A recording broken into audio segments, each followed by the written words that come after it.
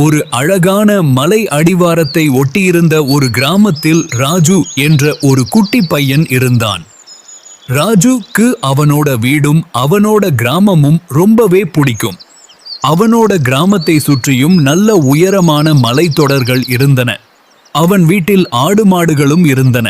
அவன் வாரந்தோறும் மறக்காமல் ஞாயிற்றுக்கிழமை அவனோட சபையிலே நடைபெறும் ஞாயிறு பள்ளிக்கும் போயிடுவான்.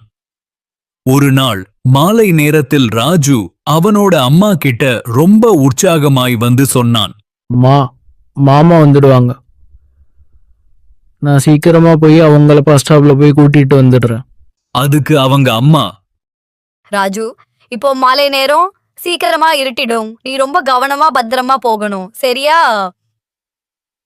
சரிம்மா, எனக்கு ஒத்தாசை வரும் பர்வதங்களுக்கு நேராக என் கண்களை ஏறெடுக்கிறேன். வானத்தையும் பூமியையும் உண்டாக்கின